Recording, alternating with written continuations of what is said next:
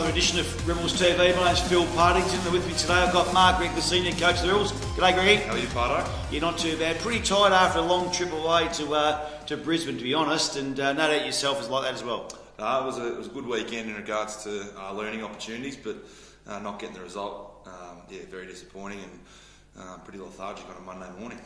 Well, talk me through the game and the preparations for the game. It's a different for our boys to travel interstate to play footy. Yep. How'd they handle it, and how do we go about with the preparations? Yeah, first of all, the experience for the boys. We thought they would have learned quite a lot in regards to what the interstate teams in particular have to do every second week in the AFL competition. So we spoke about the amount of downtime you've got sitting in team buses, sitting around the motel, sleeping in a different bed.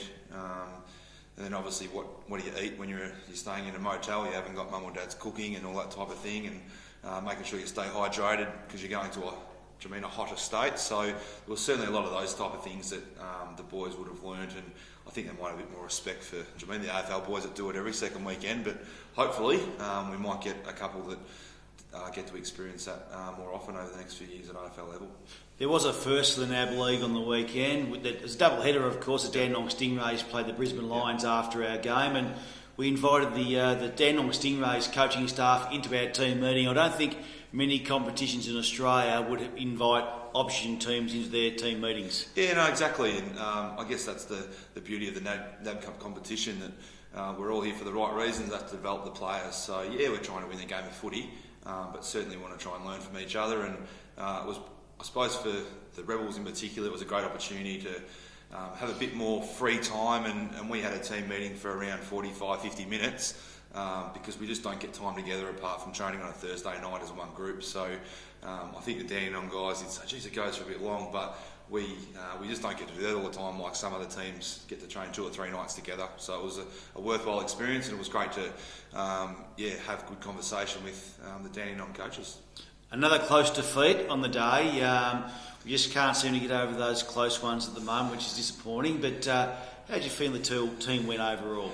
Yeah, again, another competitive effort from the boys.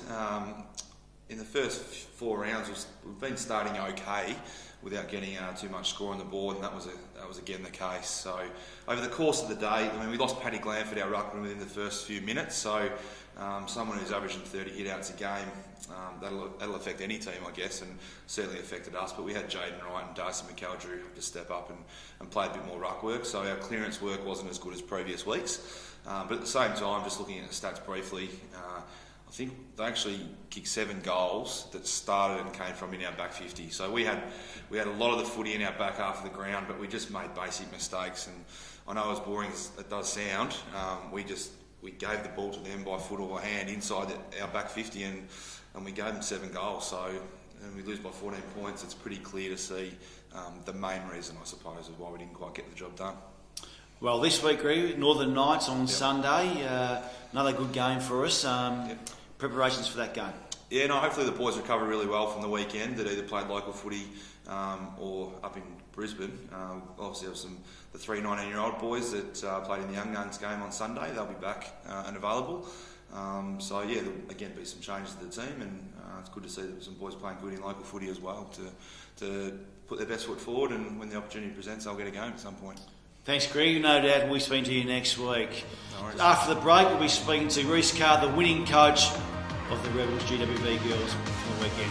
Rebels TV is proudly brought to you by McDonald's Ballarat, now with multiple stores around the wider Ballarat region. Mars, making more than just confectionery for more than 100 years. The Ballarat Yacht Club, a locally family-owned business and Ballarat's premier waterfront venue. Thrifty, with over 170 locations and over 17,000 vehicles, you'll be sure to find the right rental. Quest Ballarat, serviced apartment-style rooms offering relaxed and comfortable Ballarat accommodation. Rookie Me, an innovative online tool helping you determine and manage your athletic ability. And Ballarat Jag and Land Rover, 2 great brands under the one roof. LMCT 10056.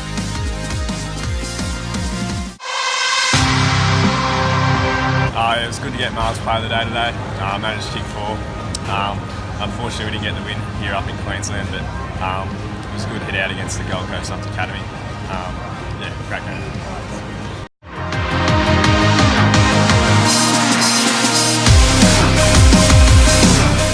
Welcome back to Rebels TV, and thank you to our lovely partners that certainly look after us each week for the Rebels TV segments.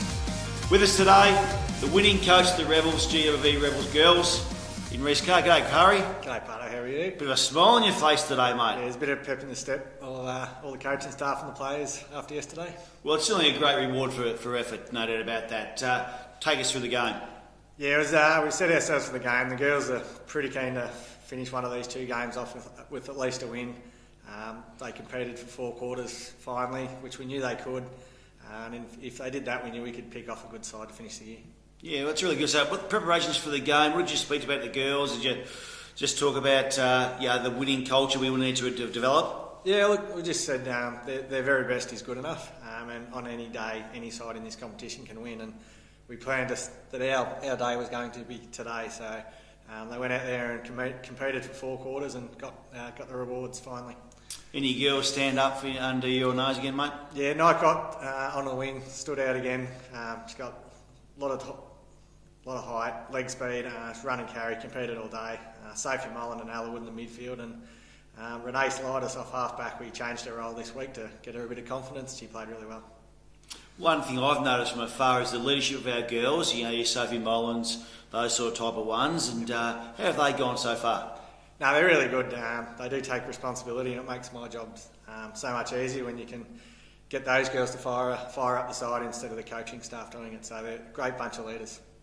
Mother's Day, Caris, we've got the Northern Knights, curtain raids to the boys. Preparation for that game?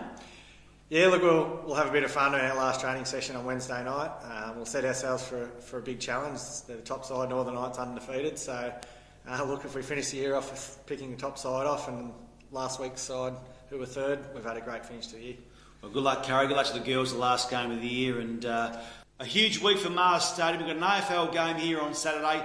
The Brisbane Lions are taking on the Western Bulldogs, and it will be a really close game, an important game in their AFL season this year. We've got a few bit of Rebels flavour coming back into that game. We've got certainly Jarrod Berry and Hugh McCluggage coming back into their local territory, you could say. But also we've got a bit of Rebels flavour before the game or at half-time. McDonald's are putting on a kick for cash. Everyone will win a Big Mac if our Cooper Craig Peters, kicks the ball into a large coffee cup. So we will be all cheering for Cooper Craig Peters on the day. Next generation academy member for the Bulldogs as well. So look forward. Go to your local McDonald's as soon as possible. You may get picked out in local Ballarat to be one of those kick for McDonald's. And the winner, we get money going for the charity, which is good, Ron McDonald House charity. So if you're available on Saturday, get to Mars Stadium. A great game, AFL footy. Thanks, Caris, once again. We'll see you next time on Rebels TV.